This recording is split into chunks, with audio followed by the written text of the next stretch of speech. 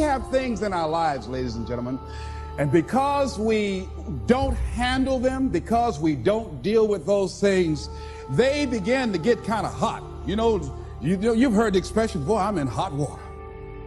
This guy was going into this job where it was a dead-end job. He wasn't happy, he was miserable, and many of us can identify with that. He knew that he was capable of doing more, but he had really given up on himself. He had really sold himself out. He made a trade-off.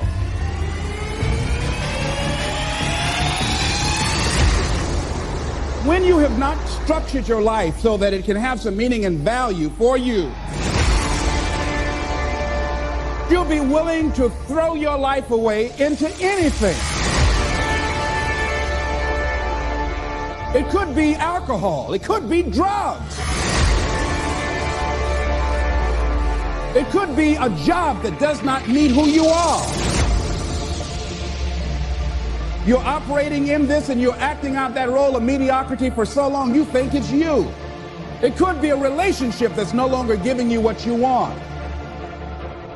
A psychiatrist did a study and he was talking about how his patients reacted when they got information that they were going to die.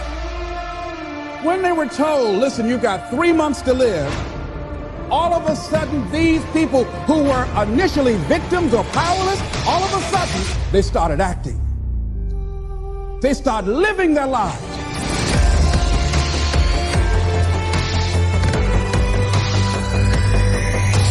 What a paradox that once people are told they're going to die, all of a sudden they start seeing the daisies in life. They start seeing the beauty in life.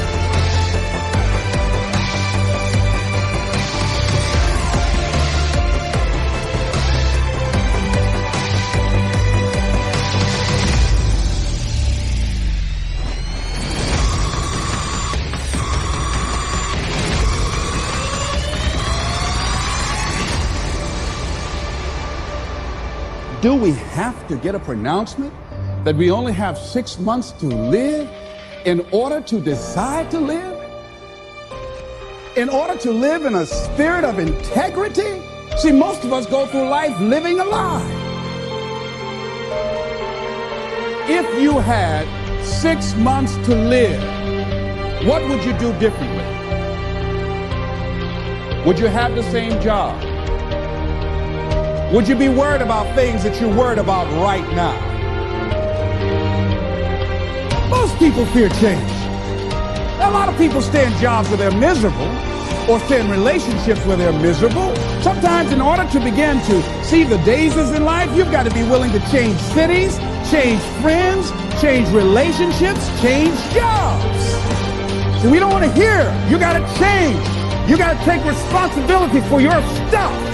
You got to clean your act up. You are not your act. You need to get your life together. We don't want to hear that. We want to talk about the circumstances. Human beings were designed to achieve. See, after a while, you get bored doing the same old thing in the same old way, day in and day out.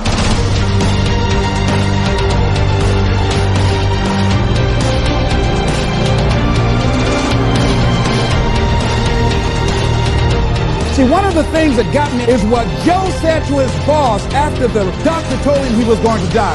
He went back to work and he confronted him. He said, because I was afraid, too afraid to live my life, I sold it to you for $300 a week. I sold my soul for $300 a week.